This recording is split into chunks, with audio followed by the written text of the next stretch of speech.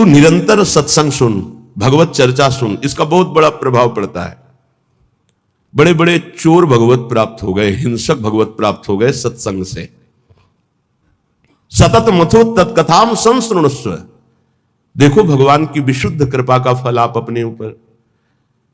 आप यहां 2 बजे से 2:30 बजे से 3 बजे से ऐसे तैयार होकर पंक्ति में खड़े रहते हैं। जो सत्संग सुनने के रसिक जन हैं, 4:15 बजे से सत्संग प्रारंभ हो जाता है। आप लोग यहां आकर के केवल वो वार्ता ही तो सुनते हैं ना, लौकिक वस्तु तो कोई नहीं मिलती कि बाद में प्रसाद मिलेगा।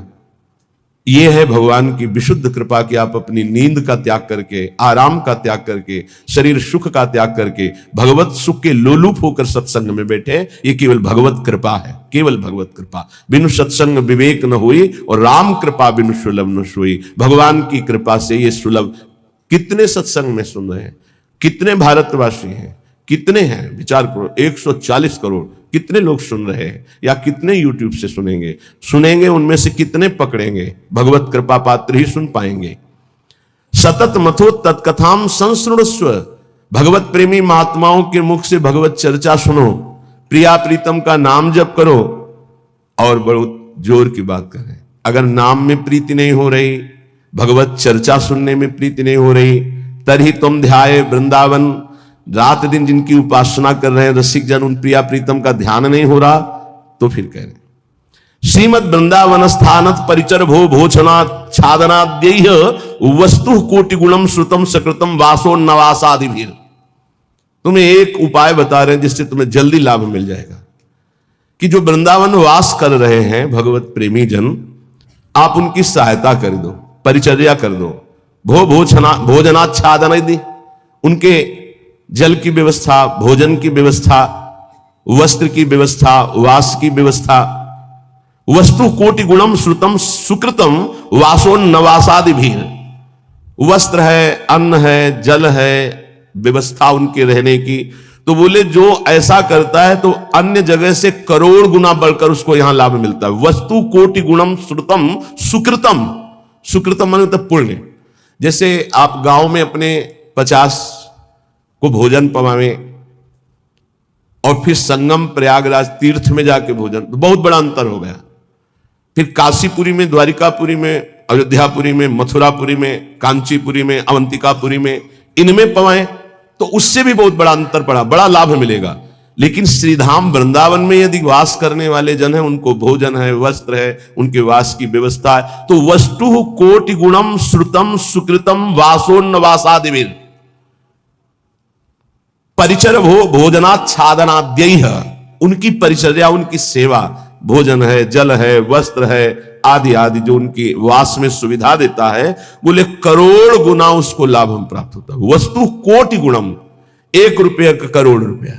ये किसको? जो अपनी वस्तु दान करता है। दूसरी बात, जो ये मान के कि प्रिया प्रीतम प्रभु की दी हुई वस्तु प्रभु के जनों में लग रही, तो उसे भगवत प्रेम प्राप्त होता है। उसकी नाम में रुचि हो जाएगी, उसकी प्रिया प्रीतम के ध्यान में रुचि हो जाएगी, उसकी भगवत चर्चा सुनने में रुचि हो जाएगी। वस्तु वही दी, फल 2 हो गए। एक हो गया प्राकृतिक फल, 1 रुपए का 1 करोड़ वापस मिलेगा। और एक हो गया कि वही वस्तु दी और भगवत प्रेम मिलेगा। नाम में प्रीति, धाम में प्रीति, लीला में प्रीति, प्रिया प्रीतम में प्रीति।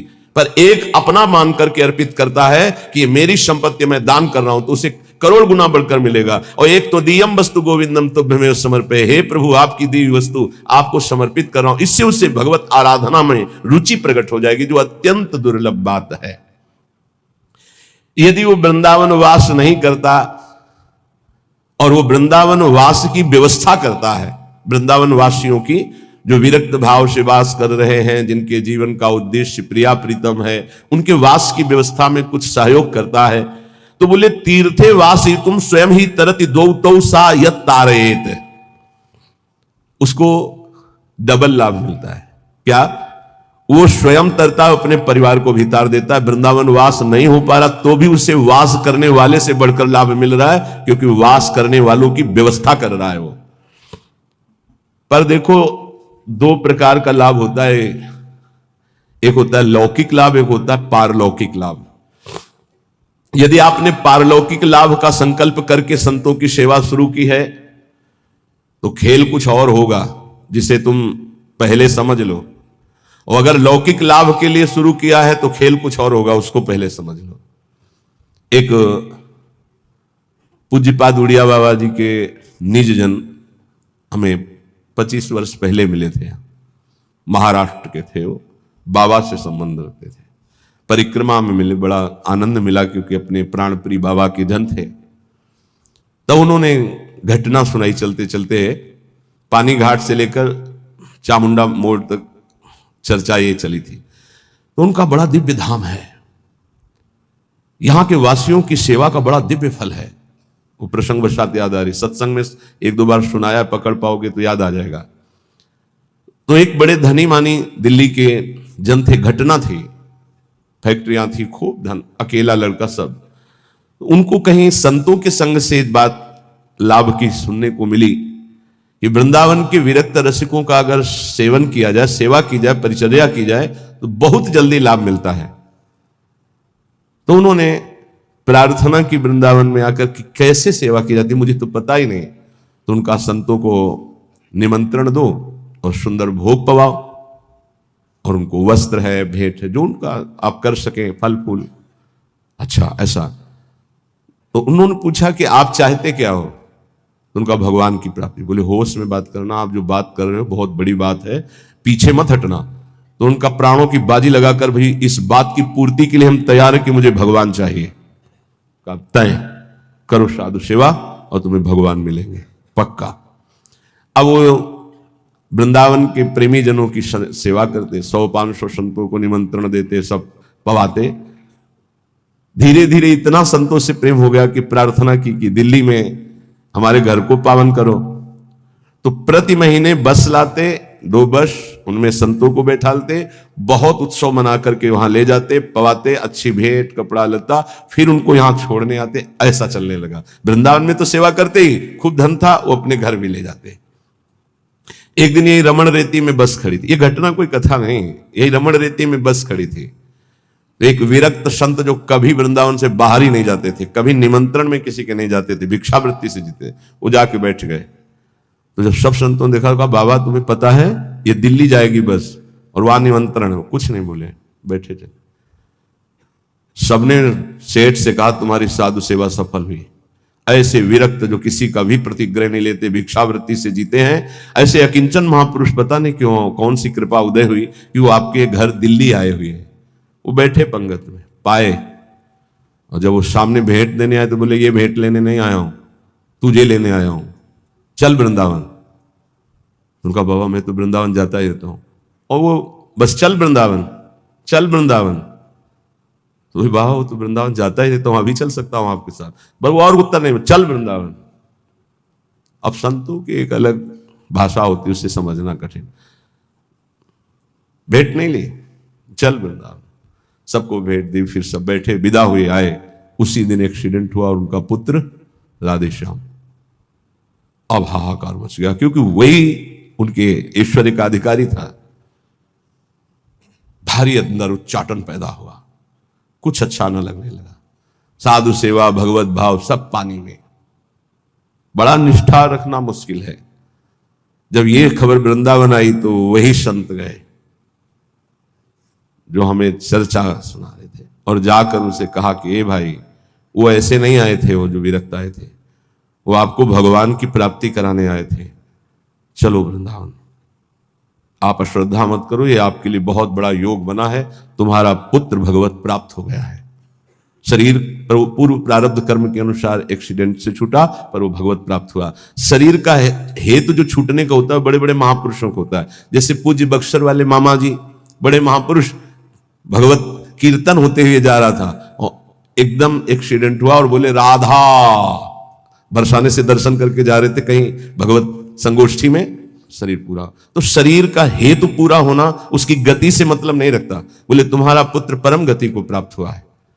अब वो सब मिटिया मेट कर दिया, सब बेच बाच करके सब संतों में बांट दिया, वृंदावन आकर पति पत्नी भगवत प्राप्त हो गए। वो बात उन संत भगवान ने सुनाई।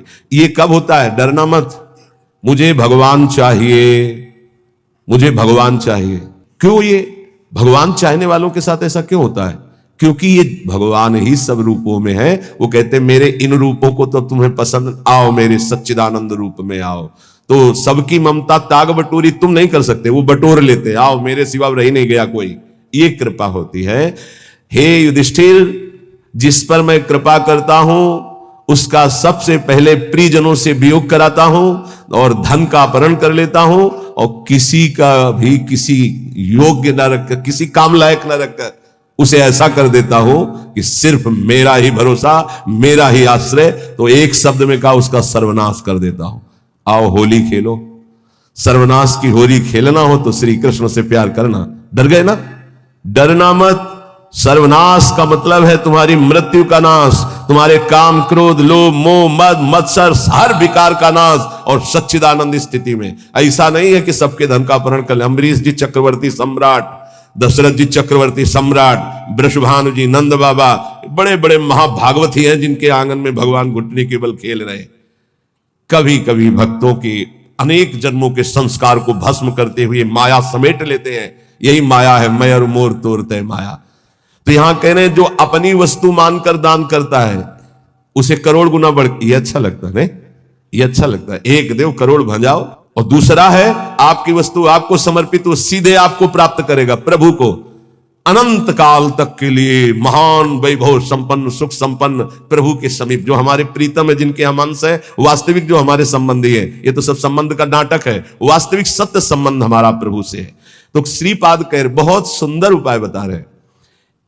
साधु सकनों से यदि तुम ऐसा कर सको, संपूर्ण संसार स्वाप्निक है, इसका त्याग कर प्रिया प्रीतम का ध्यान करो।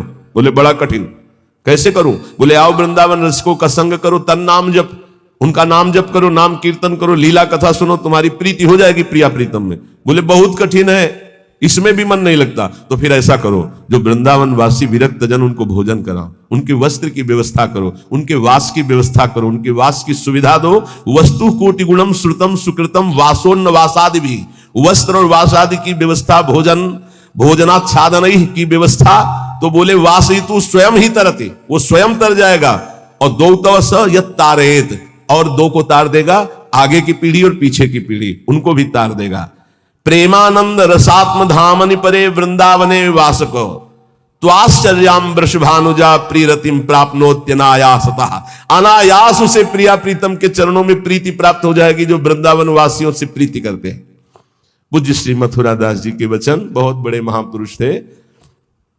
वो कहते थे कि ए जी, हम तुमको एक गुप्त बात बताएं, तुम किसी वृंदावन वासी से ऐसा प्रेम कर लो कि वो तुम्हारी याद करे। वो भगत नहीं आया, बस जान लो कि प्रिया प्रीतम जरूर तुम पर रीझ जाएंगे। कोई यहां का वासी तुम्हारी याद कर ले।